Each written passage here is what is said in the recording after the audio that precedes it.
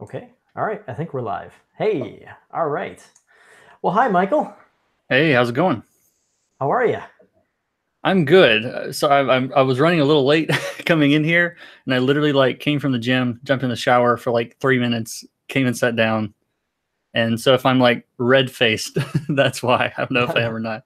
But That's all yeah, right. I'm I doing re- good. I remember when I used to go to the gym. It was before this Kickstarter. I hear you. Yeah. So I'll tell you what. Why don't you just give a little bit of an intro for yourself? Because that would, I think, would help people understand Okay. more about what you do. Sure. Well, my name is K. Michael Russell. I'll go ahead and just let you guys know. I use the K because my first name is Kurt. We were just discussing this actually. So it means my name is Kurt Russell, which if you're from the States, or from anywhere, probably he's a really famous actor. So my parents didn't know who he was when they named me. But I'm a comic book colorist, which is probably why David wants to talk to me. And I have a YouTube channel. I do YouTube tutorials, coloring tutorials. I do online courses and I color comics. So that's uh, that's the broad strokes anyway. hmm Yeah, and in terms of your YouTube content, it's primarily dedicated to comic coloring and doing tutorials. But in addition, you sort of have found a way to mix tutorials with your professional work because you work contractually to do coloring jobs. And what are some of the projects that you've had the chance to work on? Well, right now I'm working on Infinite Dark, which is a Top Cow book, and I'm going to pull up my list of credits because my brain is not functioning yet Now on this. you know you're talking to a prolific artist when they can't remember the projects they've I, worked. I've I've worked on about 80 books, which is 80 issues. Which in I mean, if you're been doing this for years, then I guess that's not that many. But for me, it feels like a lot. But no. Right now, I'm working on Infinite Dark, which is a Top Cow book. That's a mini series I'm working on. I just finished up the last issue of Hack Slash Resurrection, which was a 12 issue. I guess maxi series, I guess you could call it for Image, and it was cool because it sort of broke up into two mini arcs, I guess. So you had like it was a 6 issue arc, and then the last 6 issues are also a different arc. Um, I'm probably most well known among like the 20 people that know who I am for like Postal. I did that at Top Cow for Hmm. 12 issues Mhm. with Isaac Goodhart on the line art on that, and then Glitter Bomb was also a pretty well received book from Image Comics that was written by Jim Zub, who, if you're in comics, you probably know Jim. He's one of the nicest guys in comics, and is really generous with his time with creating tutorials about writing and pitching and that kind of stuff. So he's got a pretty nice group of fans that follow him, and that was a lot of fun. But I mean, I don't want to bore you guys with the list of comics, With all the awesome projects you've gotten to work on, yeah, but no, that'll be that's a couple of the big ones though. The ones that I'm most proud of for sure. well. That's great. And so for people who don't know, and forgive me if I ask questions you've answered a million times That's before, fine.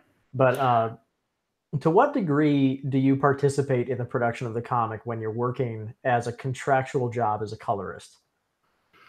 Um, I guess it depends on what you're calling production. I mean, they send me black and white pages. I send them back colored pages, and I'm done.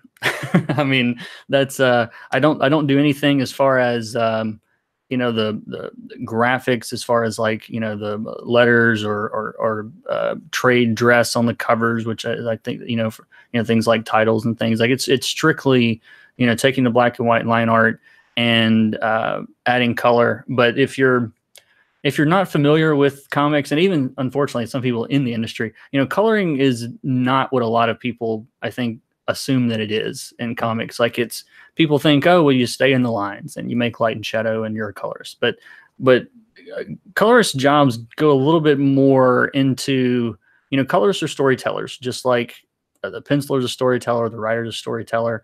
And most of the time, if it's good colors, kind of like good letters, they're invisible. You don't really notice unless you're a weirdo like me looking looking for colors and lettering, things like that. But you're there to create depth and atmosphere and mood and draw attention onto, you know, to certain areas of, because even in a panel, you know, there in one panel on a page, there's going to be things that you want to pull forward.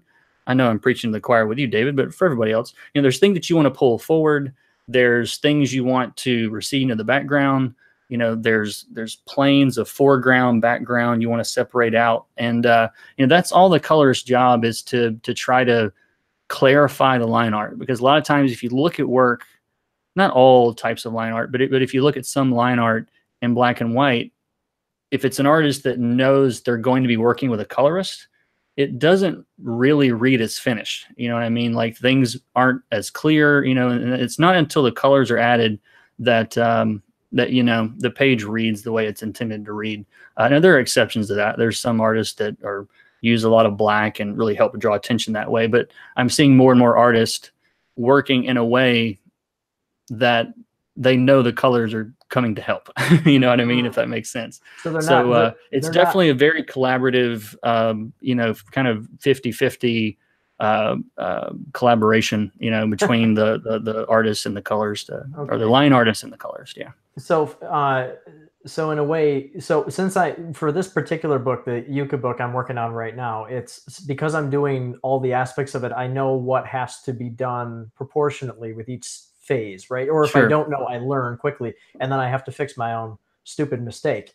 But what I'm curious about is, it must be challenging for people within the comics world to know when to stop in their phase and understand that that's something that the next person is going to take care of, so as to not step on each other's toes. Like, how does say an inking artist know that, all right, this is an area that the colorist is going to add more contrast to, and so I don't have to do as much depth in this area? Yeah, and I'll kind of disclaimer this answer with, you could ask 10 colorists and 10 inkers that question and probably get 20 answers. That said, a lot of it comes down to, like, early on, kind of, there's some push and pull. You know, it's like some artists that, you know, work with certain colorists a lot, they're more trusting of, you know, I can leave this a little ambiguous. I know this, you know, it's kind of like penciling to inking. You know, you look at some pencilers and they work very, very loosely. Like if you look at, I'm thinking of like Greg Capullo that does Batman, like Jonathan Glapian that inks him a lot, because they've worked together for so long. You know, Greg might be able to more loosely render something in pencil, knowing that, you know, the inker is going to come in and knows what he expects to actually be there. Like, but that's like a magical unicorn group of guys working together. But then in other areas, you know, they're finishing it to a point as best they can, and the colorist is just picking up from there. So a lot of that just comes from time and trust, I think, working together. And and even that evolves within a project. Like I just on Hack Slash, we did 12 issues together, and there's a dramatic improvement to me in the line art and colors and all of it kind of throughout, because when you get that much time together, what is that, 120 pages is my math, something like that. You know, you start to see things like, oh, I should do this when he does this, you know, or I need to be doing this, you know. And so it ends up like, there's another colorist friend of mine, Brian Reber, that posted on Twitter not that long ago. He's like, don't you hate it when you realize like 3 issues in what you should have been doing for the last 60 pages? You know what I mean? Like, now most fans, I mean, that's us being critical of ourselves. Most fans never notice that sort of thing, I don't think.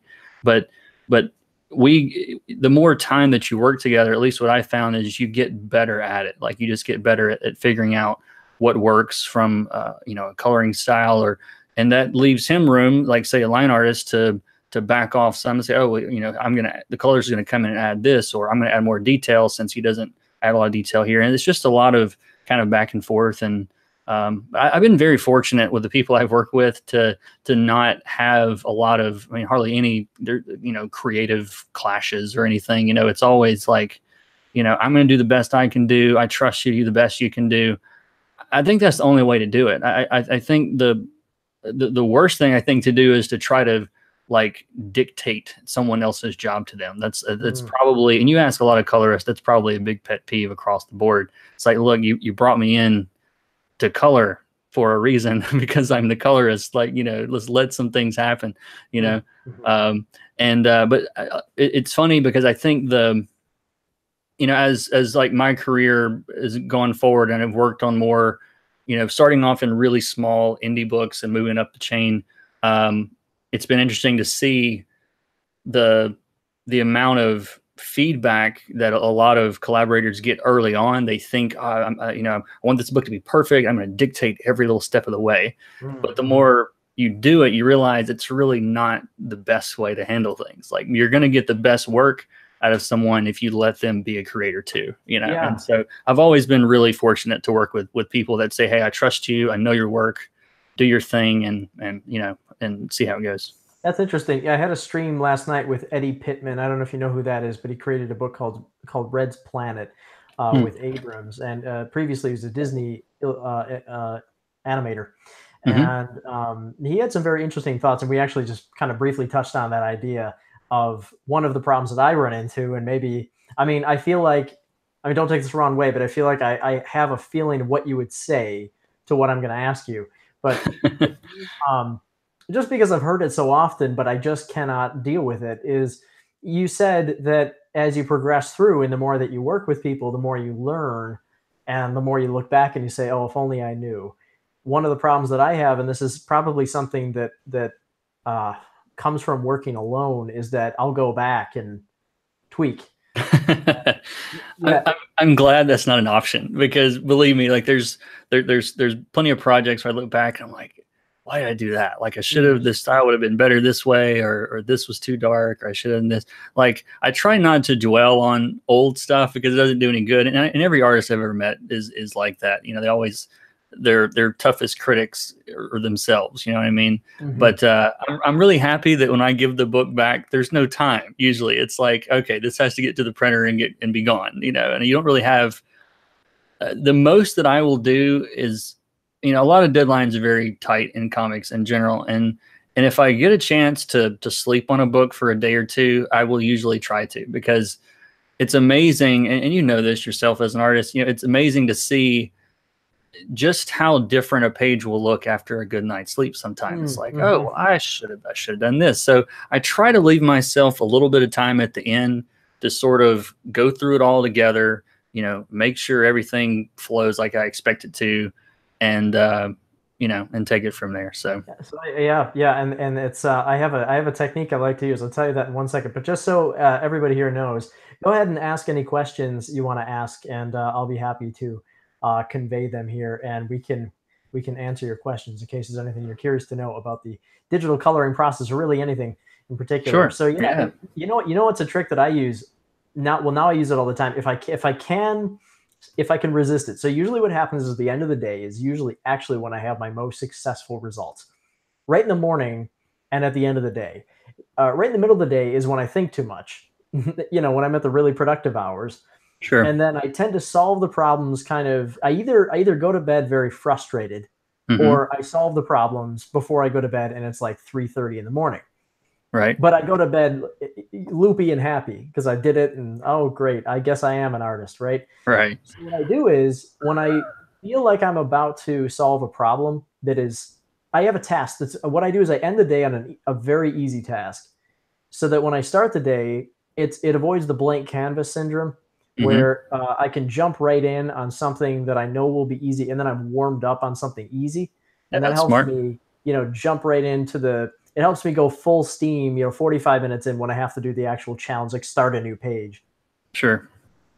Yeah, Yeah. no, yeah, I'm kind of the same way. Yeah, I try to, um, like I said, at least give myself an extra day for that second level of kind of double checking myself. Because the worst is, like, I remember being on this crazy deadline where I had to have like 8 pages done, like in an evening, like not even like a day. Like, it came in like in the 8 afternoon. pages.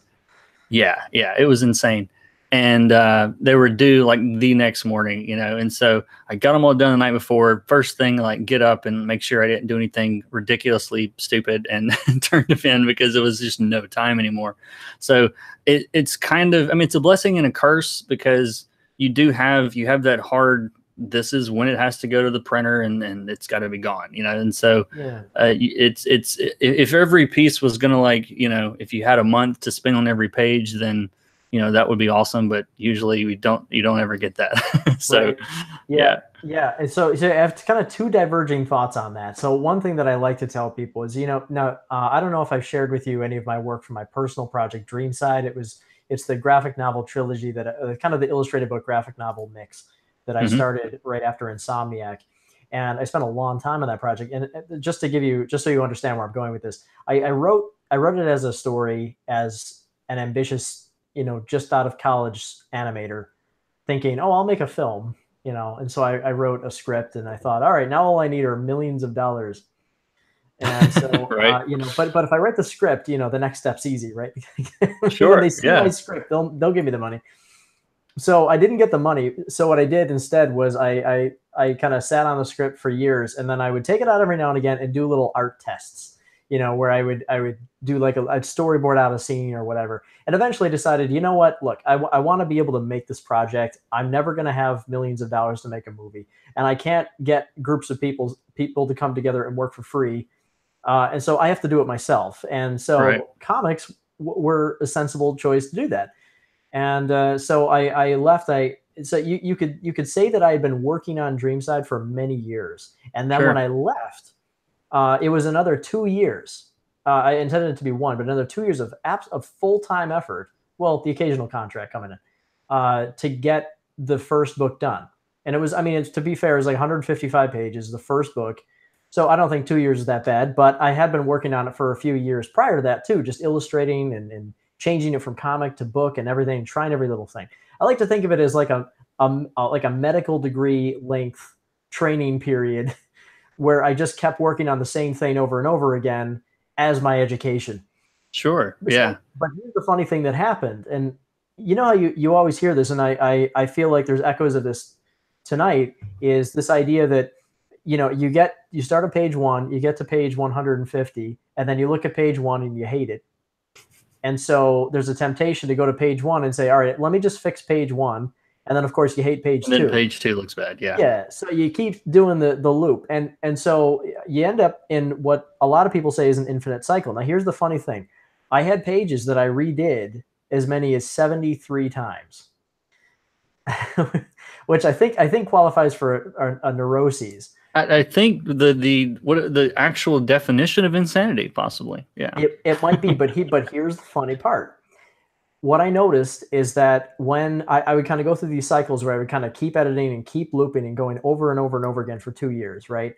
And every time that I did it, it was a longer period of time between my periods of hate. So what eventually happened was I gave it one final go, and I actually got through the whole book in about 8 months. And then when I Wow. finished it, I said, I love this, and I love page one, and now I look back on it and I still love it. I say it's just what I wanted it to be, and it made me realize that actually you can cross over if you're insane enough. If you loop it enough times, there is a point maybe where it's just Yeah. that it really. I just like to think that I'm just really really slow at achieving a goal, but I did get that goal down with Dreamside, and so I do think that sometimes you can do it. Just the problem is it's enormously impractical unless it's like a hobby project that you want to do over a long period of time. But that doesn't work in the professional world, and that's why I think that's what to me that's one of the loudest definitions of professionalism. The way that you're describing this, you sound so professional, and the way that you handle obviously you would be a very logical choice to hire for any project because I like if I were somebody who was hiring a colorist, I would say, oh, I need somebody just like you, somebody who understands both how to do a good job, but also to get it done within a reasonable amount of time. It's not going to be a crazy neurotic artist like Dave Cumbo. Yeah, I mean, I think there's a saying that I've seen floating around comics where it's like you have to pick two attributes, out of the three of like good fast, and like not a dickhead. Like, you know what I mean? It's like those are the three. That's the trifecta. If you can hit all three, you're doing fantastic. A lot of people are two, and then but you get someone that can hit all three, and that's I heard that early on, and I was like, I got to remember that's some nice words to live by there. So that's what I shoot for every time. I might not hit it every time, but which we definitely shoot for it. Yeah, but that, I mean, of course, when I used to work for a video game company, and it's the same kind of thing. I mean, you have a certain cutoff period. You just have to get stuff done, Right. and you have to be okay with it. Now, here's the flip side of that is if you're in a situation in which you are forced into a fast deadline, sometimes you find you do your best work. Absolutely. Isn't that Yeah. interesting? Because it's the pressure, isn't it? Where you feel like, oh, I've got a deadline coming up, and you notice your mind getting sharper. In fact, when I was preparing for this Kickstarter campaign, I had it's a lot of work to prepare for the campaign because you have to check a lot of boxes, right? Sure. And what I found was happening was I was kind of going through this weird kind of like sludgy period about a week and a half before the campaign, and it's because I actually was getting so confused about everything that had to be done. I'm not a very organized brain, right? So what happened is when I realized it was down to the wire, I almost like, when I knew I should have worked on something, I would take like a long break, or I watch a movie or play a video game, and then I would start to panic, and the panic brings out your ability to really think, and then I would get stuff done extremely quickly and Right. efficiently. Yeah, it's one of the things that it's hard to get across to, especially people that are just starting out. And I tend to relate a lot of things to beginners just because, I mean, I run a tutorial channel and I talk to a lot of people that are brand new. And that's one of the questions that comes up a lot early on is just like, how do I get faster? It's like, I hear that, guys do 4 or 5, 6, 8 pages a day, 10 pages a day. Like, it sounds impossible. And it is impossible when you're first starting out. Like, you're not going to just churn out 8 pages a day that are all great when you're new. Like, you sort of have to, like, there's no rushing that process. Like, you just have to do it, whether it's art or coloring or drawing or whatever it is, to me, painting, whatever it is, it's something that comes with time. And if you try to rush it, you think, I got to do this really fast. It's not going to turn out like you want. You know what I mean? At least that's the way I feel about it. Like, I mean, but I think after you've got, what's the saying, get the first 1,000 bad pages out first, and or whatever the saying is, I think it's kind of like that, where you'll get faster as you do it, kind of naturally. And but I definitely agree with you though on the that deadline is a great motivator, and it will make you. I mean, I'm all the time, like, I know some people that seem to be very married to their processes. You know what I mean? Like, this is how I do this, and that's it. And if you've been doing it for 20 years, like, yeah, that's fine. But I think a lot of new people would benefit from always. I'm a very like analytical, kind of logical thinking person, and I always try to analyze my processes. I'm not like consciously, but I'm always trying to figure out ways to, how can I eke out this a little bit better, or a little bit quicker, a little bit more efficient, whether it's a different layer style or it's more layers or less layers, whatever it is. I'm always kind of trying to find ways to, I mean, make it better, obviously, but also, find little shortcuts and, tweaks and things you can do along the way that will also make you faster, because this is a production, like you said, it's kind of production type business where the pages keep coming. You have to keep doing them. So, that's how I think about it anyway. Yeah. And sometimes this is something that came up a little bit with Eddie last night as well, is one of the challenges with that. How to describe it? It's a weird thing where I told them that I sometimes just like to bulldoze through when I don't want to say I'm married to my process so much as I know one way to do it. And Sure. I feel like there's always a better way to do anything that you're trying to do.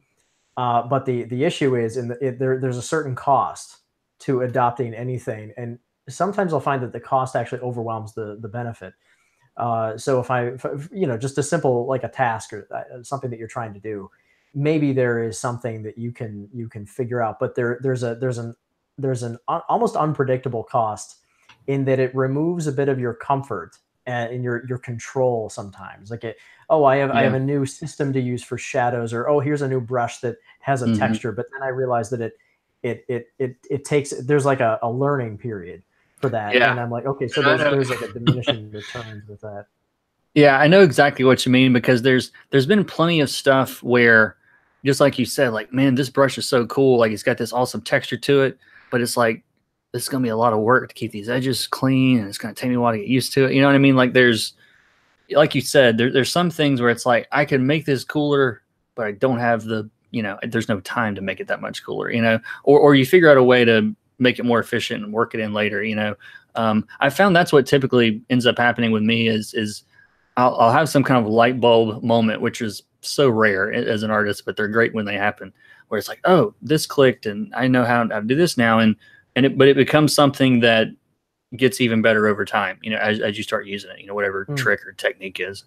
So Yeah, yeah. So the trick is maybe just knowing, what's going to be worth the time to adopt.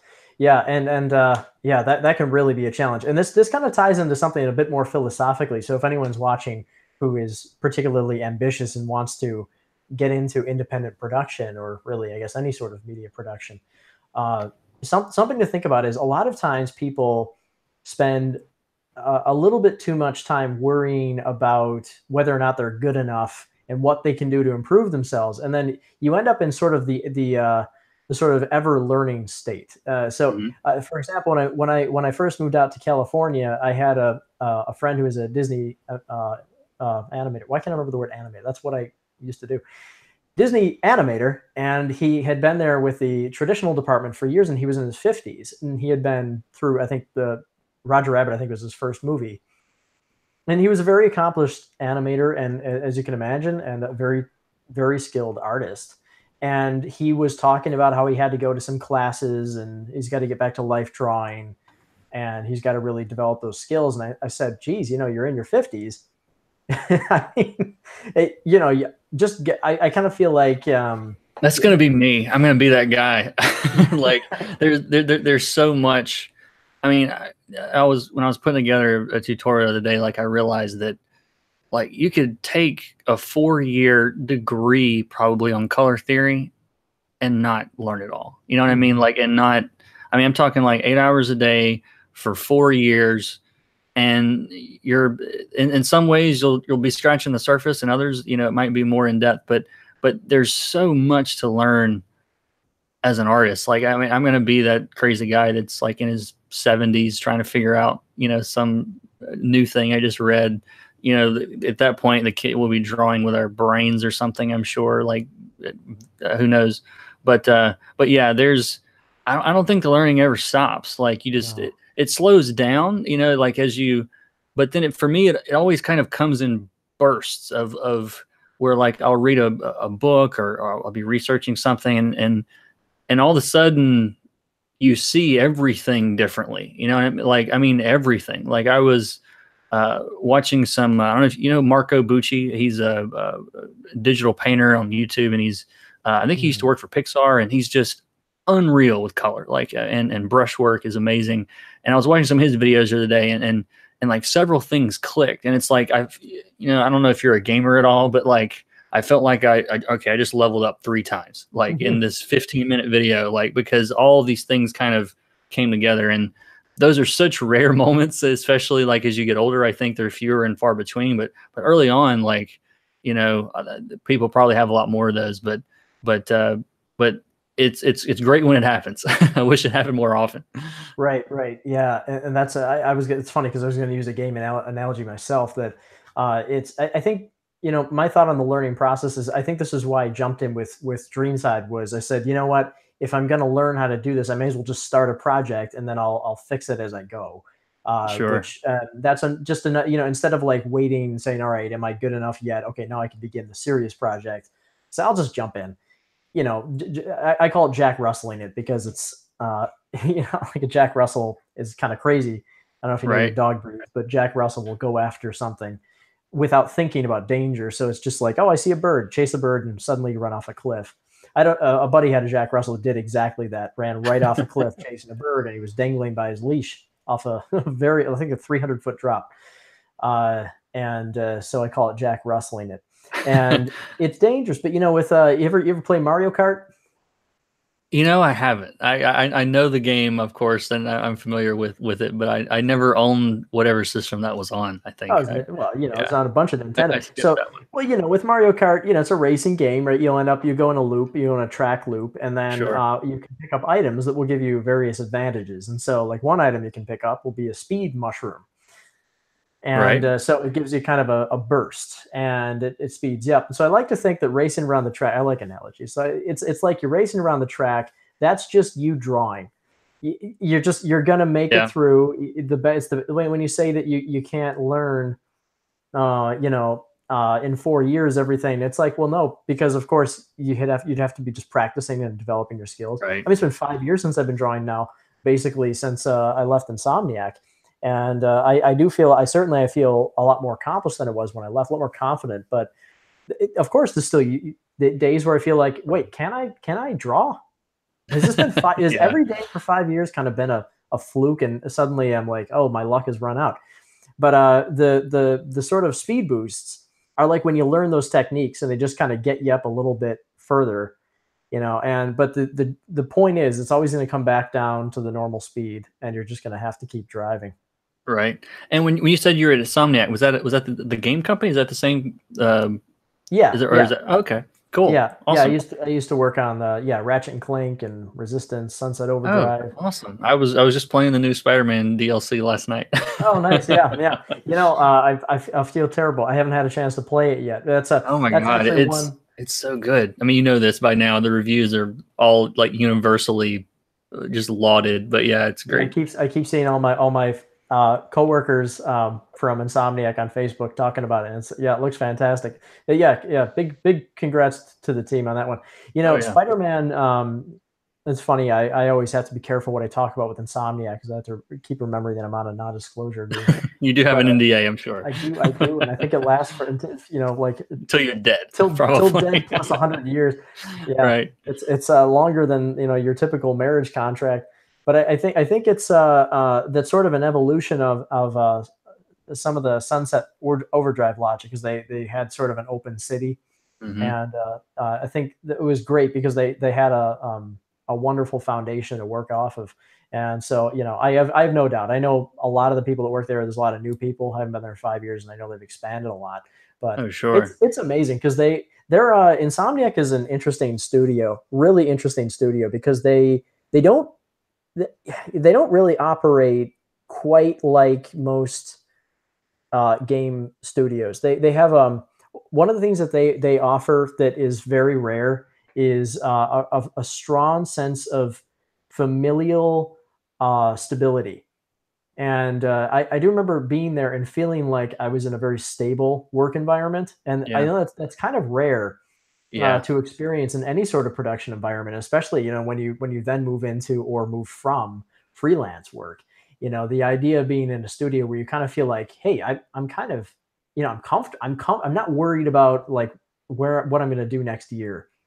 So that was a great spot to work. I watched I know we're off topic, but I watched a documentary on them the other day, and it was interesting. Like Spider-Man is so good that it makes me want to go back. I never played any like the Ratchet and Clank stuff. Like I never got into it, and it was like, all right, now I need to I need to see what these people are doing, because it was such an amazing game, and they were given, which is very, very rare, I hear, in that industry.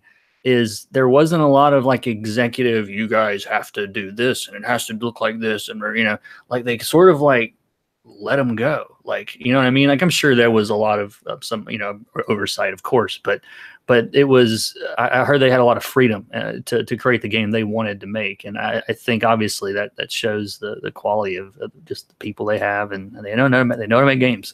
So yeah, and they've been going at it since, I was there for 7 years. But they've been around since 1994, and back with I think Disruptor. Yep, it was the first game, and then they had Spyro the Dragon, which is actually probably my favorite Insomniac game. We'll see if Spider-Man can beat it. We'll see. I remember has glasses, so I remember selling that game when I worked in electronics at Kmart in like, what is it, 98, 99, something like that. It probably had to be. It was about And that, we yeah. were, yeah, I think that was a PS1 game. Mhm. Yeah, I remember for some reason that game stuck out to me. I guess it was the cover art. I thought it looked cool, but Yeah, it's yeah, very colorful and fun. Yeah, yeah, and but it's law and earned. I mean, they since 1994 they've been doing that, they've had various degrees of various publisher relationships. I mean, when they started, I think they're with Universal, and so there's always going to be a little bit. And I thought I think Ratchet is actually owned by Sony at this point, and so there's always going to be some degree of that. But it's what's wonderful that it's wonderful to hear that actually because when you're working in the studio, which when I was there, it was about 150 people, and I think it was 150. And I'm trying to remember now, it was 150 in total, or the 100. There were more because they have two offices, and they always did manage to make you feel as though you had a lot of say. And they did let me go sometimes to do some crazy things. I can't tell you what they were, but there were some crazy things where I tried just some experiments, mainly with like storytelling techniques and things like that, and they kind of let me go. I mean, I guess to be fair, I did most of it after hours, but they listened, and they did try a few things, but yeah, it's just it's a great environment, and when you make people feel that tightly knit, you're gonna eventually get something that really hits. sure, And I absolutely. feel like that Spider-Man is really it. Oh yeah, they hit it out of Yeah. the park with that one. Yeah, yeah, and I'm seeing the Spider-Man sign behind you here, so I'm guessing It's all you're over the place. yeah. I was just as I was talking about it, I realized people are going to think I'm some sort of I've got a shrine behind me of for Spider-Man. Yeah. But no, he was always my favorite character growing up, and I never grew out of it. So Okay. yeah, he's my bucket list, comics guy. But he's the only guy on it, I think, at this point. So Yeah, yeah. Well, I was gonna say, and that kind of leads me in. What's your dream project? Not necessarily a comic character to work with, but dream project. What's something that you would like to do that you haven't been able to yet? Uh, Spider-Man would be, as far as someone else's property, that's really it. Maybe Batman, but really Spider-Man. It's I related, like a lot of us nerds from back in the day, related to him very heavily. And but as far as like personal projects, I have this dream of one day doing just what you're doing actually with this book, is where I'm writing and drawing and coloring and hiring a letterer because I don't know how to letter. But putting together my own story. I've got ideas, some that I've been floating around my head for years that I would like to do one day, but uh, as well, it's very time consuming, and so it's something that I want to kind of chip away at eventually. But that's really, as far as like big major goals, that's one of them. And from the educational standpoint, I want to be known. I want to be one of those guys that's known in the industry. It's like, hey, you can learn from this guy. Like, with it, my YouTube channel is, relatively small. It's a small channel relative to a lot of the big channels. And I want to keep growing that, and want to, because it's one thing that I found that I really, really enjoy is teaching others, and it's something that I came into kind of later in life, and there's nothing that makes me happier than like someone that writes in and says, man, like, I had this light bulb moment, and this is all clear to me now, or I just got hired for this gig, and I couldn't have done it without your tutorials. Or I had some guy emailing the other day that had like submitted a portfolio for it was a pretty prestigious art school, I think it was, and it was like he was denied, and then he went back and went through a bunch of my stuff and resubmitted, and like got picked up and was like crediting me with it, like that to me that's the best. Like that's awesome. Like it doesn't get much better than that. And so I want to keep growing that, and just scale that up, and have I don't know, have some sort of big comics educational empire or something one day with, who knows? I don't know. I have big ideas, more ideas than time right now, but that's what I'd Mhm. like to get to eventually. Yeah, that's awesome to hear. Yeah, congrats on that. That's great to be able to find the thing that kind of gives you that spark. Yeah, yeah, it charges me up, man. I love it. Like anytime that it seems like every time that, we all have those moments where we doubt ourselves and what am I doing? Is anybody watching this stuff? Is anybody buying these books? Does anybody like what I'm doing? And then you get one of those, and I'm like, I'm good for the next 3 years. Okay, let's keep going. Mhm. So Yeah, I've actually, it's funny you mentioned that too, because since moving back, it's funny how you relate this to the idea of putting yourself into a position of pressure. Your mind kind of opens up a little bit, and you sure. think of some things that you didn't even think about before. And I Hmm. had actually thought about education as well. And one thing that came up when I moved here is I have a friend who used to be a coworker I used to work for Fisher Price, the toy company, when I Hmm. was just out of school. And my coworker at the time, Sarah, became an animation department director at a college here that has an animation program, among other illustration focused degrees. And I've gone every now and again to go visit her at the school and talk to students and that sort of thing. And the subject's come up a few times about coming in and teaching a class or something to that effect. And so just throwing this out there, is that, have you ever considered the possibility of sort of literally combining the two, as you say, where you have a location where you have an educational program that's taking place, whether it's in a school or online. Hmm. I mean, obviously, you're already doing that online to a degree, but where it kind of advance the fact that you can connect the two somehow. I wonder if there's some logic. Because when I was talking to Sarah, one of the things I even said was, wouldn't it be fun if there was like a production team class, and you're sort of toward the Sure. end Yeah. of the school, and you can have like something that students can put together. I mean, we had that in college, and the problem is the students are also different. That it's really hard to get, especially with students. It's really hard to get everyone to kind of work together. Sure. But if there was a way to kind of break people up into individual groups and actually be able to produce something, or even have people who are not even necessarily part of a particular school program to be able to come into a special program somewhere. I don't know. I'm just throwing ideas out there.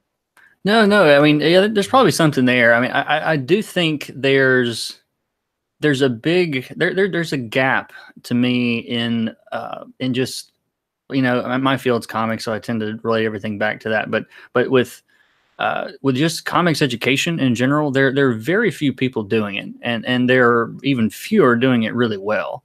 Um, and I think there's something there that I mean, as far as having like a physical location, that probably wouldn't make any sense for me. Like, but I mean, at this point, I mean, I think last time I checked, like, and I don't say this as to sound like I'm making a big braggadocio claim or anything, but I have students in 147 countries at this point. Wow. I didn't know there were that many countries until the little counter that I had was like, yeah, you can see, it was showing me where all these people were from. But it just made me realize, like, even in something as weird and nichey as comic coloring, like, there's a lot of people out there that are looking for that stuff, Mm. you know? And Mhm. guys, I talk about this, I've talked about this before, but if the market is relatively small. Okay, like if I was teaching how to play piano, you could throw a dart into a crowd and hit somebody that would be interested in that. You know what I mean? But with especially when it comes to what I'm doing, you've got the people that are into comics. Okay, whatever percentage of the population that is, maybe 5% sounds high to me. It's like some small percentage.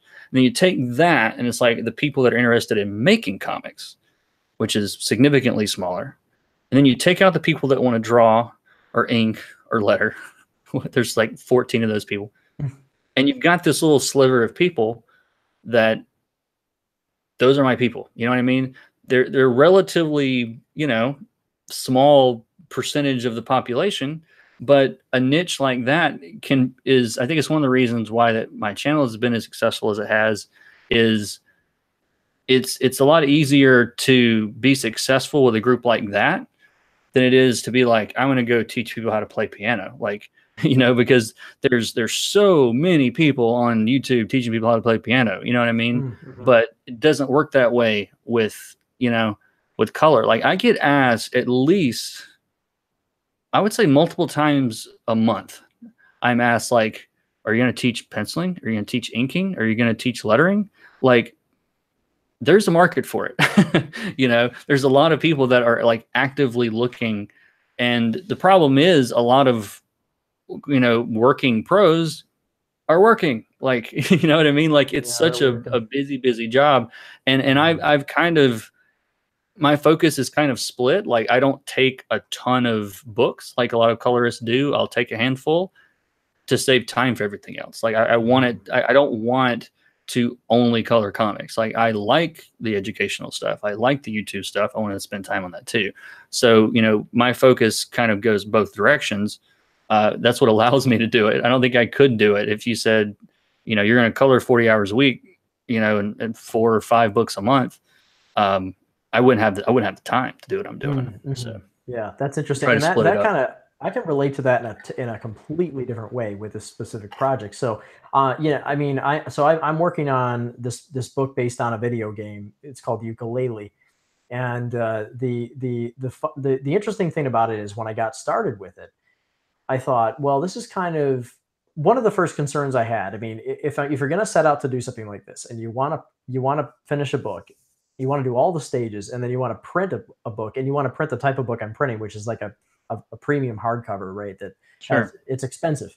You really need to think about how many people are going to buy the book, and it's like, well, Right. wait a minute. Let's say I do this. Let's just say that I pull out all the stops. I make something really special. I make a great book. I print a great book. It's just beautiful. It's wonderful. The price is right. Everything. Are there enough people in the world to buy this book that I can actually Right. make a profit on it, or am I going to be, or am I not going? Am I going to be evicted because I can't pay my rent?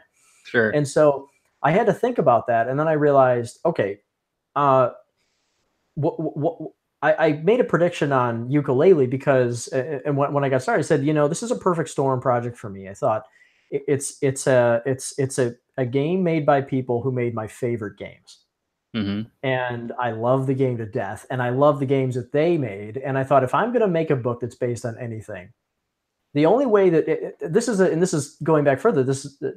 Let me take a few steps back. With I've done plenty of projects, as have you, no doubt, where you don't create the original characters, Sure. but you have to find a way to love it. And it's you gotta find a way to give it enough juice that it becomes fascinating and a source of passion for you. And I've had Hmm. a really, really hard time doing that over the past 10 to 15 years of my career. And it really wasn't until I left California that I started to really rethink that and thought, all right, I need to reevaluate my sort of the honorable way that I treat other people's work. And and it was right around then that I started getting these contract jobs. And I remember talking to these studios on the phone who would hire me, and I'd said, is I really want to do excellent work on this. I want this to be something really special. And I would tell them that for this contract job, and they thought I was really weird asking that question. But they didn't understand that I was just trying at that point to I was sort of speaking to myself like, okay, I've got to find passion in this work and find a way to make it. I had to find a way to make it mine in a way, Hmm.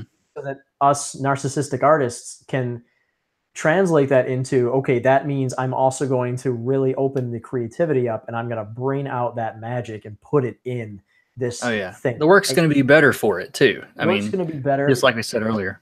Yeah, and so, and with Ukulele, when I saw that, because the when I saw the game, I thought, this is it. This is the project that can break that barrier for me, because this is something that I would make on my own if I didn't get paid anything. I would make this. Right. And I'm like, okay, that's how you know. I'm like, I love this as much as my own stuff. And yet I know this I don't mean to make it sound arrogant. It's just this is the way my brain works. Is I think, look, there's a lot of stuff I want to make. You know, I if it's not something that I can create in totality, I'm worried that there's going to be some element I can't control, and then it's going to ruin it for me. Sure. And maybe part of that is because I end up, as I described earlier, investing so much time into things that if there's one element that I don't like, it's going to really bug me about it. That Yeah. I'm just rushing through it. So with Yuka, the reason I relate it to what you were describing, but in a totally different capacity, is that it's very interesting how you can find a way to take a project that is totally different than what you would expect it to be doing just a few years ago. Find a way to make that an extremely impassioned effort on your part, and then, despite the fact that it might have a remarkably small audience, I figured, okay, Yuka doesn't really have such a small audience, but here's what I've been finding with the Kickstarter is that it's not a ton of books that we've committed to backers just yet, but I've been thrilled at the reaction from the community, that it's like, okay, this is it is something special for the community to have this sort of effort put into such a niche thing. And I realized this is a lot more special to me than if I were to kind of be a little separated, but the book was bought by 1 million people. Right. And, yeah, I mean, it looks amazing. Like I've been kind of checking it out the last couple of days since you invited me to this stream, and it looks incredible. And I've been on the other side of what you were just talking about, where, if there was one element, like if someone all of a sudden said, well, yeah, you can draw this book, but we're gonna have this guy color it, like it completely changes the dynamic. What happened with me, there was an artist that was known for coloring himself.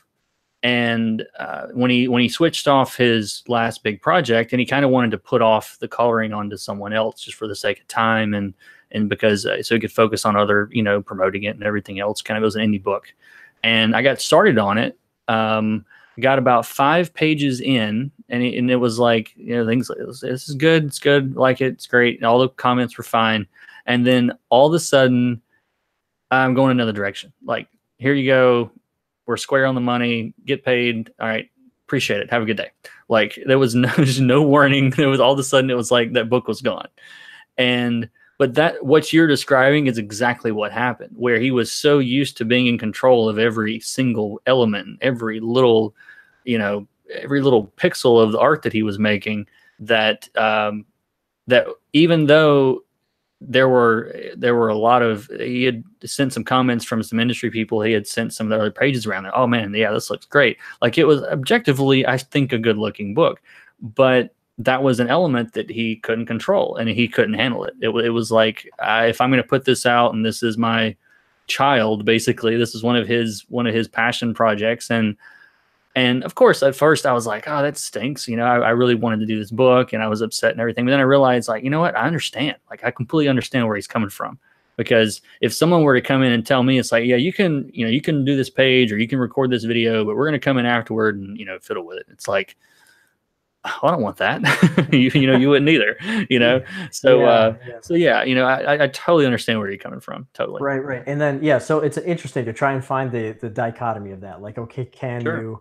like, what sort of project is it? Is it a team project where everyone's going to have sort of an equal say, and that's going to be beautiful? It's not so much that I think that individual projects are better or team projects are better. Yeah. It's that both are great for different reasons, but there are things that can make either one a real problem.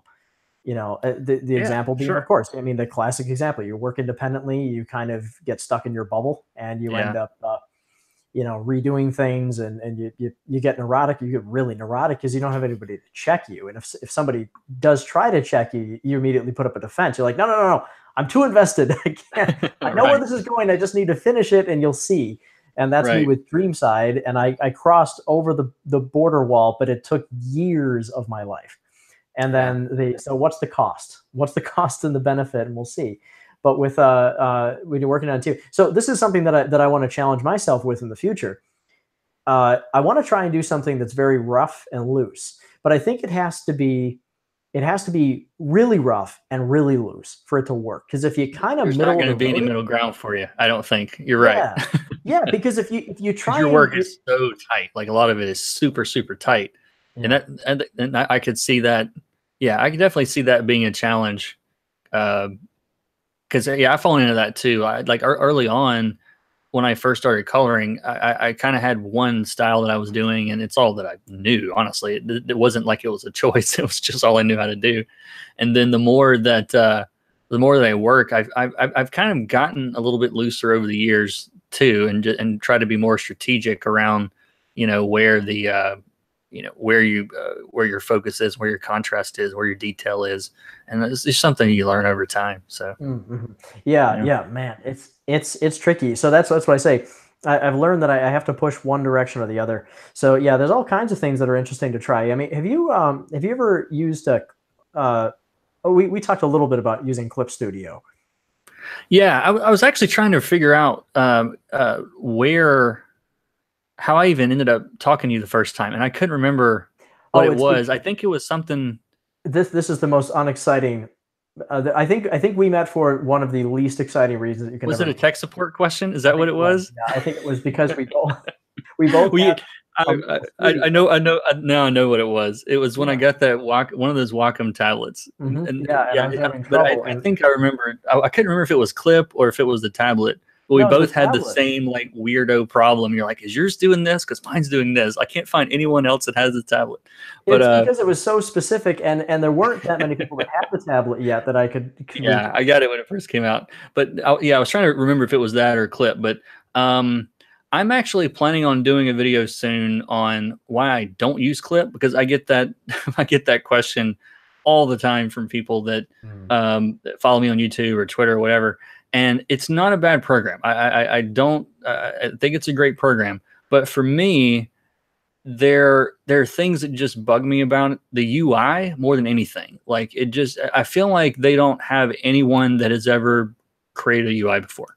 Like it's to me it's fiddly. Like everything is little sliders, and like it's just there's the screen is dense with stuff. And Yeah, there's a lot when of you're stuff. coming from, I mean, even Photoshop can be that way if you set up that way. But like I have my UI is very minimal because I don't use a lot of like trickery. It's like I can use a brush and an eraser, and there's my layers and colors, and that's it. Like I mean, I don't do a lot of like technical stuff. And it's actually why I think I like Procreate on iPad so much. Like I've pretty much gone to almost only working on my iPad now. Like I do some page setup in Photoshop, just because I've got so many actions for setting up layers and different things that I use, and so I can kind of run through it in Photoshop, set it up.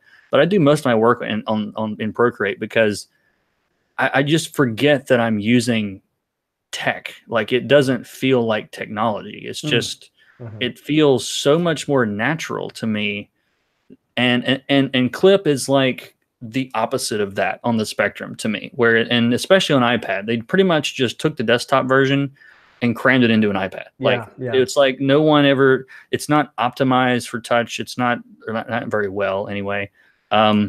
It does some cool stuff. Like I've seen some amazing things that it does because I guess it was built from the ground up to make comics, it seems like. But it's for flatting. There's there's a ton of cool options. It's much better than Photoshop at flatting, but I don't flat my own stuff. Like I've got someone that does that for me. Um, if I did have to flat my own stuff, I would probably use Clip because it's that good for that part of the process anyway. Mhm. But I haven't. I dabbled with it a little bit. Like I gave it the good college try, as they say, because there are so many people using it. But just for me, it felt just too. It felt like the wrong direction to me from Photoshop. Like I had just switched to using Procreate a lot. I don't know. It's been about a year, a little over a year now. And when I loaded the Clip on my iPad, I was just like, no. Like, I mean, it was almost, I mean, I didn't even give it the mobile version a shot very much. I'd used it on the desktop for a while.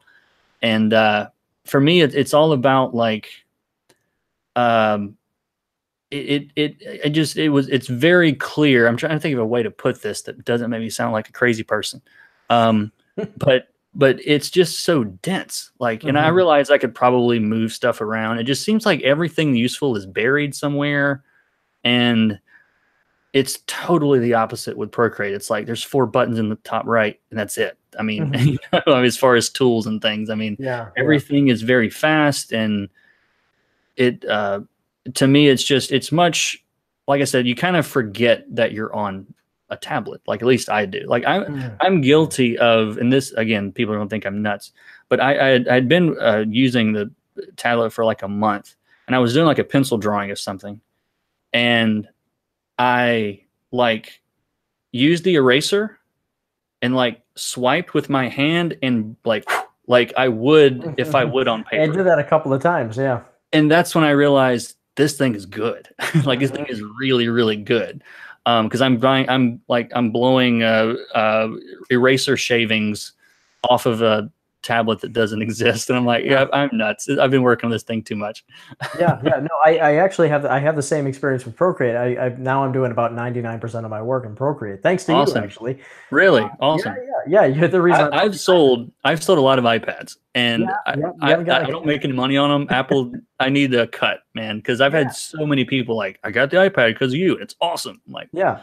I need a percentage, man. You're talking to one of them. Yeah, I bought the iPad, and what was funny, so it's interesting about Clip Studio because I feel that way about Clip Studio right now on the iPad.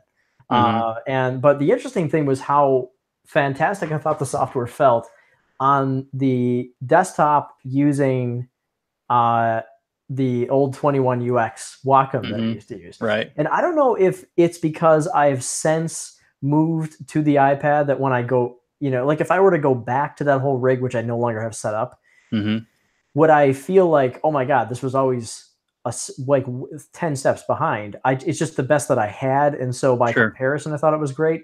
But I don't remember it feeling as bad as it has when I I recently reconnected an older Cintiq to my new computer, and I'm kind of surprised at how stunted the whole process feels. Like it's very loose, but when I use the iPad, it's just a tight, very cohesive way of dismissing the tool and creating an immediacy of connection with the work.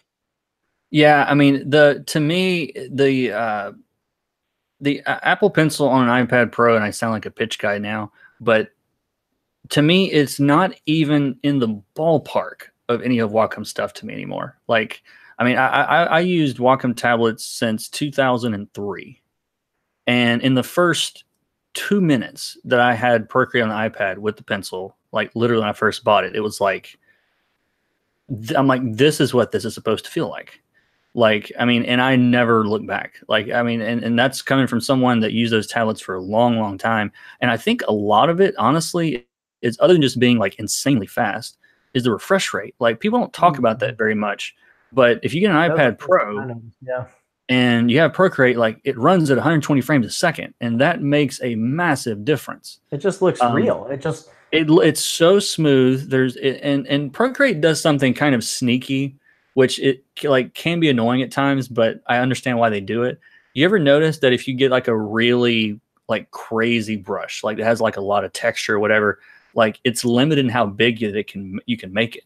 And the reason is they do that on purpose. It keeps the brushing fast, Yeah. Whereas Photoshop and Clip and everybody else are more than happy. Like, yeah, we'll give you a 5,000 pixel brush and you paint with it, and it's like, Yeah, and they do the same thing. It's like, yeah, we're not doing that. We're not going to give you that option. So it's a little bit of trickery, but I mean, it works. I totally understand. I mean, I like I think it's not just about avoiding problems. It's about keeping a consistently perfectly smooth experience.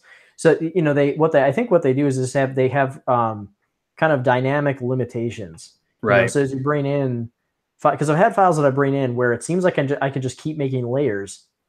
Like I think I had a file that had like 50 layers in it, which I didn't understand, because I had another file that had 3 layers, and that was my limit. And I realized, okay, it's limiting based on resolution. It's limiting based on some of the other things I'm trying to do, and it's able to fluctuate what it allows you to do. So, for example, if you were to modify some of that level of complexity with the file and bring it back into Procreate, you'd suddenly find you can build 9 layers instead of 3. Oh yeah, you can definitely work the system. And what I've never come up, I think the only time that I ever came up against a layer count issue with it was when I imported some art that I forgot to resize, And so like this artist sent this work to me at some insane resolution, like 1200 DPI or 600 DPI or something. And most of the stuff I work on is like 300 or 400. And there's like a massive difference in 600 and even 400. File size goes through the roof at 600 DPI. And but I think I'm trying to think of the last comic project I was on, it'll tell you like the maximum layers, and it's like 30 or 40 layers. Like, and I just don't use that many layers, So well, the problem with having too many layers, that's something actually the Clip Studio does very well. I have to commend them on that. Is that it does have very good power allocation. For all of its kind of messiness as you describe, it's nice because what I found with Clip is like here's a simple way that I say the Clip. I don't know how bad this is with Photoshop compared to where it used to be, but I've had like with Clip Studio, I think the software's crashed on me. I think 2 times in I'm going to say 7 years. Yeah, wow, so that's stable. Ordinarily stable software. And then they do have a really good, like I can kind of throw anything at that program and it can handle it somehow. It's got like some voodoo magic, and it does allow for you, as you say, to do the stuff that will make it slow down. But I just found in general, it's one of those kind of balancing issues where if there are certain things I have to do in Clip or Photoshop that I can't do in Procreate, but the vast majority of what I need to do can be done in Procreate, and I couldn't be happier about it because another thing I like to do so much, and I don't know how important this is to you, but I really, really like to get out of the house when I'm working on stuff because I don't go to the studio, and it gets a little, you get a little cabin fever if you stay inside too long. So I'd like to get out, but with the Wacom devices, one of the problems I had was they're so powerful. Yeah, they have a 4K screen in the mobile studio. So you're not getting more than 2 to 3 hours of battery life on that thing. Yeah, maybe. And it's gonna get hot and it's heavy, and it's a powerhouse. But really, I don't need all that, right? The iPad is perfect. It's light, it's easy. I can take it everywhere, and I'm able to get a good 5-6 hours. Kind of really putting that thing through its paces. And then if just bring my charger with me, and I've got a full day's work that I can do on the go. Yeah, like I don't do a ton of conventions, but when I do, like that was a game changer that I really didn't anticipate. Like, because I used to, I think I brought my Mobile Studio Pro out one time for a show, and it was the last time because again, like it was done in an hour and a half or 2 hours, whatever it was. And I was kind of using it just to show people things, and because a lot of people at shows, like they're like, what's a colorist? I mean, they have no idea that it's even a separate job or whatever. And so it was kind of a conversation starter, and I realized that, and then I got the iPad and I could use it to show all day. And if I brought like one of those power bricks or something that batteries, external battery things, and just go forever just about on this thing. The same thing. I like to have it there because people just come around, hey, what you doing? What is that? And then they bring to the table, and then you convince them to buy something. It's like, so it's sort of like it's like my little fishing reel. It's like, look at the fancy thing. It's so thin and light, and isn't it wonderful? Yeah. Kind of trick people into coming over and talking to you. Because, at a show, it's like people, I'm famous to like 30,000 people, and they're spread out all over the world. So there's not a lot of people. I've been recognized like once in my life outside of my house. So, but yeah, that's one of the things that I liked about it. But going back to what you said about kind of limiting, you're talking about the different tool sets and like Procreate versus Clip or Photoshop, whatever. That's one thing that like Procreate forced me to change my process. Like I didn't want it to go the other way around. It was like, I'm going to make this work somehow. Like, and it wasn't dramatic, a couple of different layers that I didn't use before, or using different thing. But I shifted my workflow to make it work with this. And it wasn't anything dramatic, but it was worth it to me because the experience of drawing and painting on this thing was so good. Like I've done more drawing and painting in the last year than I have since I was a kid, and, but it's sort of like, with any kind of digital art, you have a jillion colors to choose from. You kind of have to force yourself to limit yourself. Like you can't use them all on a page. It sometimes looks like you do somehow. I don't know how you do it. And it's amazing to me because I'm like, how did he do that much saturation on that? And it still works. I can't, I'm impressed by that, by the way. Oh, but, because it does work. It shouldn't. It breaks every rule I've ever heard about of of color theory sometimes, but somehow it works. But it's kind of having a simpler tool set. I feel more, this is a weird phrase, but I kind of feel more like an artist. Like when it's like all you have is, you got your brush and you got your eraser and you got a smudgy thing, and I mean that's it. There's not a lot of trickery, that you can use, and I kind of like that. Like when I sit down on it, I do most of my work on my recliner at this point. Like I really I don't want to sit at my desk anymore. Like, I've got all sort of back, neck, and stuff issues because of sitting at a desk over the years. And so being able to get away from it helps. If you're in your recliner, how are you keeping yourself from doing the well, it's not like all the way back. I just kind of tilt it back a little bit. I've got a huge pillow. This pillow is like massive, and I just set it in my lap. And I put the iPad on top of it, and I'm just right here. You know what I mean?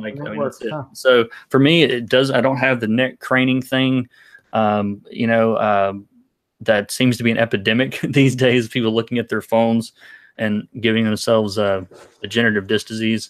Yeah, I have this killer. I'm gonna bring this out here to show you something. Okay.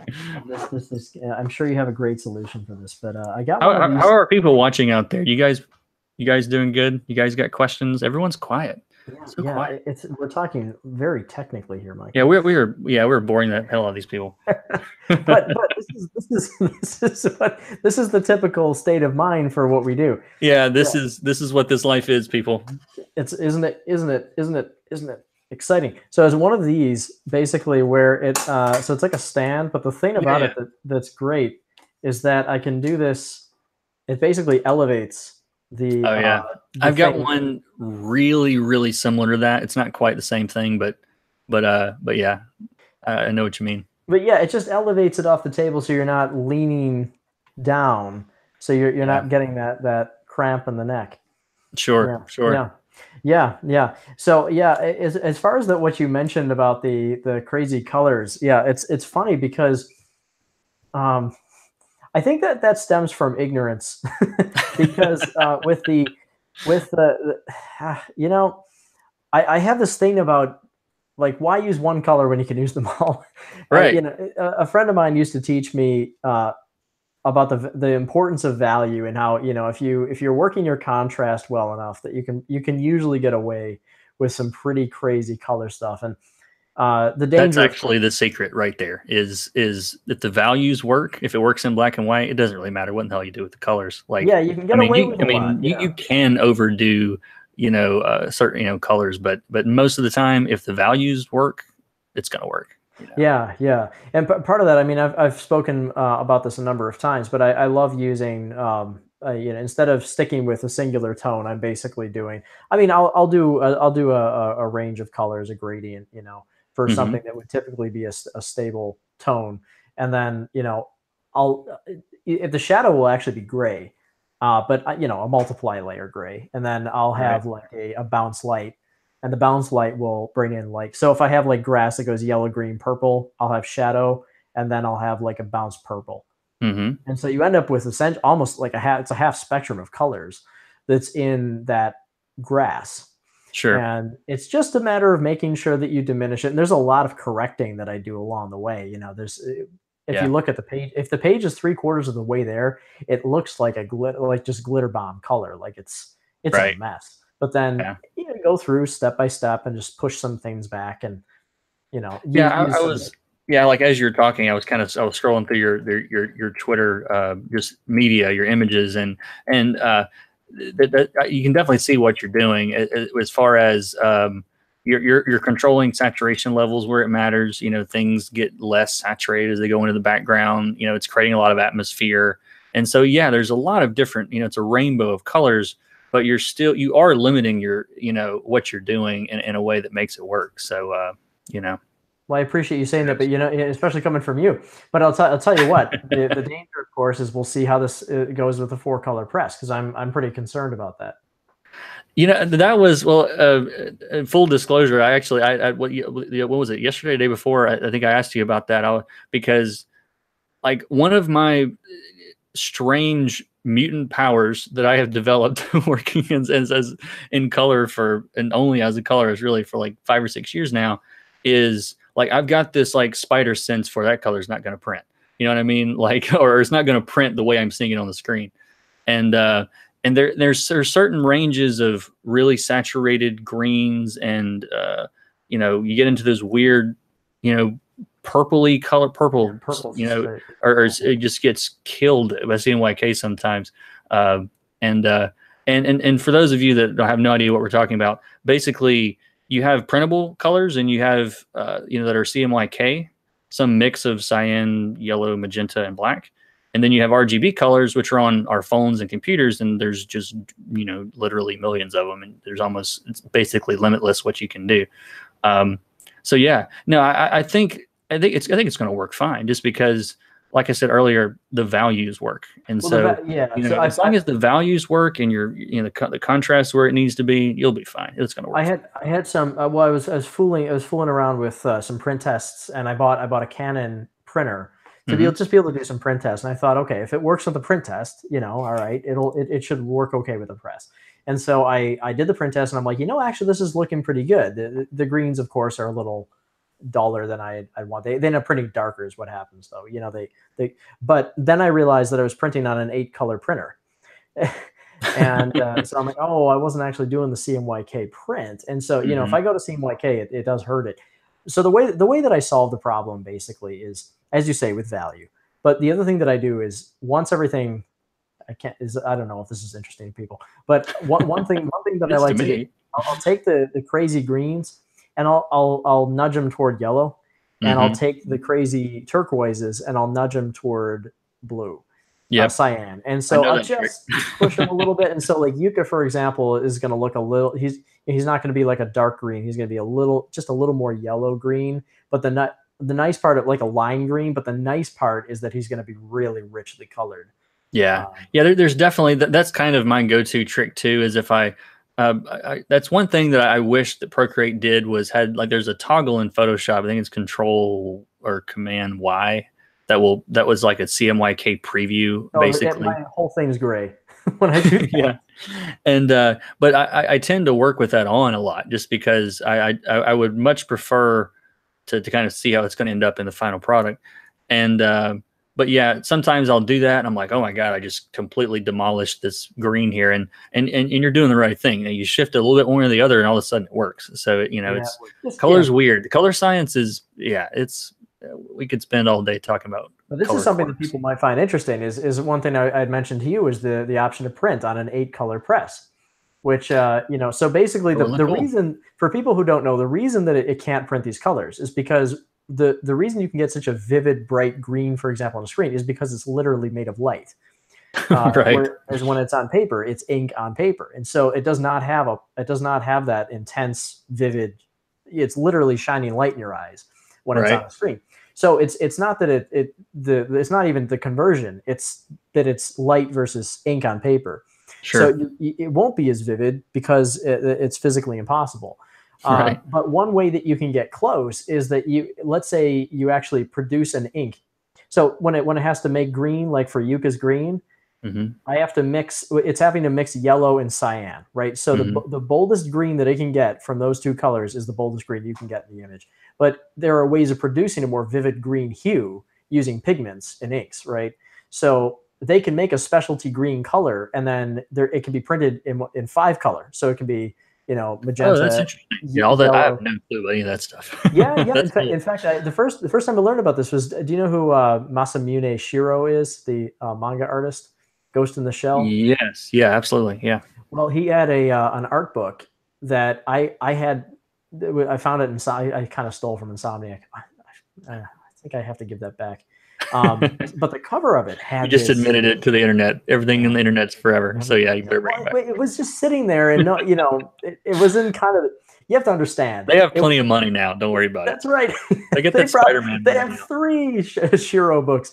Yeah, but it was just sitting in a pile, and I picked it up, and I couldn't believe how vivid this orange was on the cover. It was like highlighter orange. Right. And so what I realized is they were doing, I thought it was like a spot color where they can focus color in a specific area, almost like a foil stamp. Mm-hmm. But it wasn't. They had it describes this in the book. Actually, they did a 5-color print. So That's so cool. they take the paper through and it stamps magenta, yellow, cyan, black, and then fluorescent orange. Mm-hmm. And the fluorescent orange. So when one printer that we were going to work with at one point, when we were considering printing in Hong Kong, I had asked them about doing fluorescent color mixes. And and they said that they can actually do this. This blew my mind, that they can, in order to mimic the intensity of screen colors, you can mix fluorescent hues into the standard colors. So instead of being magenta, it'll be like a fluorescent magenta. And Wow. when they mix, they have that reflectivity that you get from fluorescence, and so it will like look like it's glowing on the paper. It's insane. The problem is it fades over time, so it doesn't have longevity to it. So Oh, what are you gonna do? yeah, that's pretty cool. But isn't it pretty red? And what I was trying to figure out was, would it fade to like standard colors, or would it fade to that kind of mushy, junky gray that highlighters become after years of sitting on Right. the paper? So yeah, these are the kinds of things you have to think about when you're going to print. Yeah, that's one thing that I've never had to deal with, and so I haven't done any research at all. One day, if I get to that point, I'll have to figure it out, I guess. Yeah, Patricia is saying, I want an iPad because of Michael too, though. Yeah, yes, yes. Oh, well, hey, during the stream, you may have seen. I'm almost positive I'm going to be eBaying mine, depending on Oh, are they the gonna do announcement a new is one? next week. Yeah, Oh, what? apparently like the bezels are almost disappearing, and this new chip that's rumored is supposed to be a monster, and I'm all excited about that. But I don't. Well, I can only imagine what they're doing then with Procreate, because wouldn't it be wonderful to kind of not have a lot of those limitations? I think you're going to see a new version. I would imagine that they do an update to crank up everything that it can do, because the what is it, 12 A12X whatever that's going to put in, it's supposed to be some kind of crazy fast chip, like 40. I've seen like 40 to like 70% more. I mean, they haven't benchmarked it yet, but just as far as performance, it's supposed to be a beast. So I'm looking forward to it. Nice. Okay, Yuka backers, I just sped up production. If I can get this iPad, we might be able to deliver books a little faster. We'll see. There you go. Yeah.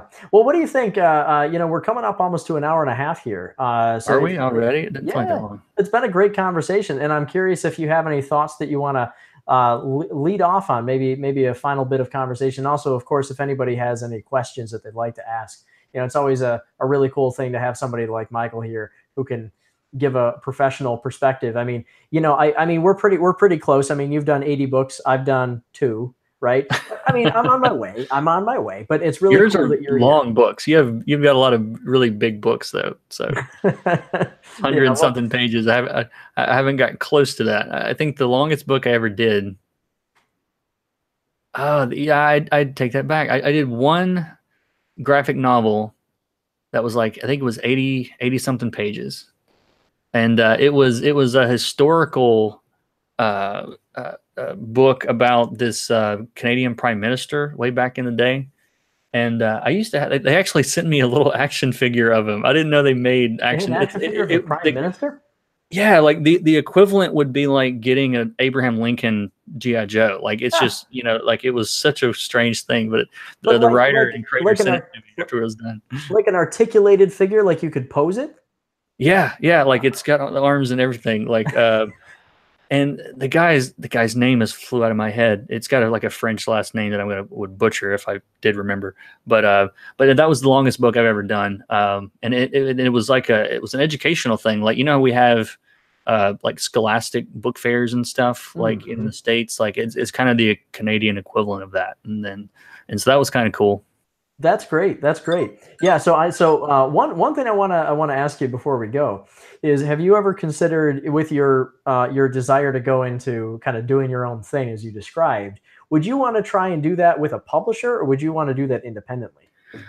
I don't think I would want the hassle of even trying to find a publisher. Like it's the market's changed so much that I don't know if you need one. I mean, not like really, not for what I want to do. Like, I mean, if the book people like it and you know it sells a jillion, then great. But like, I think I doubt that I would want to give up much control over what I was doing. And so unless it was someone like Image or something that that sort of is more kind of hands off editorially, I would probably just do it myself. I mean, you know, and I mean, you keep you know, a bigger percentage as far as you know of what you make with it, and I don't even know. I don't know. I was debating the first one I probably ever do. I will probably do digitally, just and only distribute it digitally because I'm just probably freaked out trying to figure out what you know printing and shipping and all that stuff like is something I've never had to deal with. So like my like baby step into the water would probably be like let's put out a really cool you know digital version, iPad version or whatever, you know. But I don't know, it's such a far off idea that I know I'm nowhere near finishing that I haven't really thought a whole lot about it as far as like the actual delivery. But yeah, it's you know, I don't know. We'll have to see whenever I get around to doing that one day. But yeah, it really is true that it's a very different world than it used to be in the 90s. You know, for example, I mean, I was just talking to another Kickstarter creator today who had a successful campaign, and we were kind of loosely discussing in you know independent release and how to go about printing books and fulfilling orders. I've got a crazy setup, by the way, for this Yuka book. It's, you know, I'm dual warehousing. We're shipping from two parts of the world.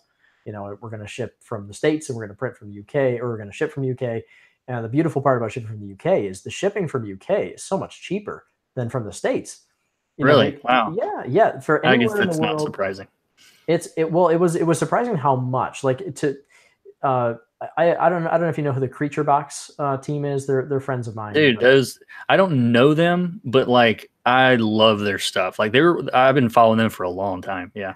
Well, yeah, Dave and Greg, they're actually Insomniac employees, so you got to work together at Insomniac. Oh, I didn't know that. Dave Girton is actually the one who created Ratchet, or at least designed the original. That makes sense. Like, I mean, I always wondered. I was like, what do these guys do? Because I mean, the only thing I really knew them from was the art that I would see online, and I would buy their books at shows, and I'm like, you know, I never knew like what they did other than that. Like, but that makes sense. Yeah, what they accomplished. Yeah, they're great, and you know they did the book on Kickstarter that way overfunded. I think they had a goal of, they just wanted to put out a book. I think they had a goal of $15,000, and they ended up raising something like $165,000. Doesn't surprise me at all. Yeah, their stuff's so good. But you know what I found out was that they had lost a decent amount of that on shipping. Unexpected foreign shipping fees. Yeah. And they had told me, and I was doing some research, and I realized, man, my estimates are not on the park, because I was researching shipping my Yuka book, and you know the book is bulky. It's not a huge book, like a 7.25 by 9.5, which is a little oversized for children, but it's a heavy, like it's a reinforced binding. There are all kinds of things that I didn't put in the Kickstarter because it just sounds not like you don't have anything better to say about it other than, but this stitching on the binding is made of the hair of the cat, you know. Yeah. That was extra. I couldn't afford that, but it has a reinforced binding, it has a hand sewn binding, it has all this stuff but the cover's extra thick. There's just a lot to it that's nice. The 100-pound paper we're using, so it's very it's a heavy book, and it's coming up on almost 2 pounds, like 1.5 pounds. And so when you're shipping, especially with the extras, I'm like, oh, am I gonna hit past 2 pounds? Especially in the collector's pack. And if you stay under 2 pounds, then the shipping, basically, if you stay under 2 pounds and you're shipping from the UK, you can ship everywhere in the world for $18. So no matter where it's going, it could be going to Australia, it could be going to, you know, Central Africa. It's $18 is the maximum price for Royal Mail shipping. And so I have to, what I'm doing is that shipping from here, if I want to ship to Australia, same package is $45. Wow. And I actually know, I know someone that went through the wrong side of that too, where they like grossly underestimated international shipping costs. Oh, it's incredible. Ended up going, you know, $70,000 in debt just to get the book to everybody that bought it. Well, I mean, if you were to sell a lot of them, and you really have to be careful with Kickstarter, you know, you have it factors the shipping into the goal amount.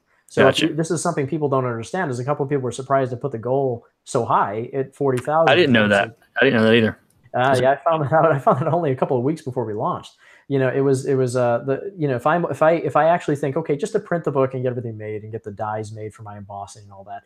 Okay, I need $20,000. No, I actually need to put the goal at $40,000 because it has to, if it hits the goal exactly, I wouldn't have enough money to fulfill the order Right. if half that money went to shipping. So I have to double it so that the shipping cost is accounted for and I'm not losing money on shipping, so I can actually fulfill backer rewards. Yeah, yeah. There's a lot of I know enough people that have had Kickstarters that it's not something you can like half-ass and expect it to work out. Like there's so much research that goes into, and I was impressed with it. I mean, I checked it out earlier, looking at it, and you can tell it's like, yeah, this guy's done his homework on this. Like, Well, you know, yeah, it was a past 2 months of full-time effort to just to yeah, I plan believe it. that thing out. I believe it. And shipping is just a nightmare. But once you get things worked out, like uh, I'm able to, the most expensive shipping I have is I think $26. That's for the most expensive. That's for the collector's pack, and that's anywhere in the world. The most expensive that you can possibly pay is $26. Yeah, that's awesome. I think that's good. Yeah, and that's to take that's UK shipping. So what I do is I work with a partner in England, and then I have to freight all the stuff that has to be shipped anywhere except US and Canada to Hmm. him, and then he packs up the stuff in his fulfillment house, and it costs me $5, and then it costs me $5 to get to him, and then it costs me roughly $18 to $20 or something to ship. So it comes out exactly, it's like $25 precisely, and that's still $20 cheaper than shipping Yeah, from the that's States. amazing. Wow. Yeah, These that's are the something. things you gotta look into. Yep, that's why I'm going to do my first book digitally. Well, you can always do a physical print afterwards. Yeah, probably so. Yeah. Well, good. Well, what do you think? I think we're probably coming to the end here. Yeah, man, it's been fun. I'm glad you had me on, and good luck with the Kickstarter, and wish you the best. I want to pick one up now. Yeah, please do. And I'll tell you what. So, where can people find you? Can you just let everybody know, just so people who are watching this and people watching later can find your work? Yeah, absolutely. So it's K. Michael Russell is my name, and you can find me. Comiccolor.com is my personal website, and that's got you spell out comic color, two C's in the middle, and you can also spell it with the U if you're from one of those countries that adds a U to color. I just went ahead and like, you know what, maybe someone out there will appreciate that. But however you spell color will get you there. But Comic Color, and then my online art school is o1artschool.com. And but you can search for my name on Twitter. I'm on Twitter and Facebook and Instagram and all the places the cool kids are on these days, you know. So That's great, and I will add links into the description as well. yeah, And cool. of course, now I have to do my plug. So Of make sure course. you go and visit the Ukulele and the Cracklestone Kickstarter, and back the book. You will get a fine book with a reinforced binding. And how did you put it? The cat hair something or another? I don't even know what I said. Well, it's got cats are involved. I trailed off because I had no idea where I was going with that. Yeah. Well, it's a fancy book. It's beautiful. We're very close to funding. We just passed. I think we're at the 82% mark. Oh wow, how much time do you have left? We got 3 weeks. Oh, you're good. Hopefully you're good. Yeah. I think we're good. Yeah, and you know what I'm really hoping. I've got a crazy stretch goal that I'm thinking about adding because I don't think we're going to reach what we had really hoped for this like magic fourth stretch goal. So Mhm. I might see if we have to do some adjustments on it, but it involves a certain some special somebody that fans will be very excited to know might be involved, and I just really want to reveal that. So help us reach the goal so we can go ahead and do that. Yeah, All check right. out the book, people. All right. Well, Michael, thanks a lot. This is great, and I hope we can do this again. Yeah, dude, anytime. Like this is fun for me. Like we work as artists and it's very solitary lives most of the time. So I find some other guy that can talk about CMYK versus RGB, and I just get all excited. I will talk RGB CMYK anytime. Yeah, and thank you guys for coming in the chat room there, Patricia and Jonathan, and all you guys that are there. Thank you. Yes, and just Jonathan, yes, just special somebody. You will be very excited by the special somebody. I'll tell you that. All right. Well, thank you for coming, everybody, and we will see you in the next stream. All right. Take care. Okay. Bye.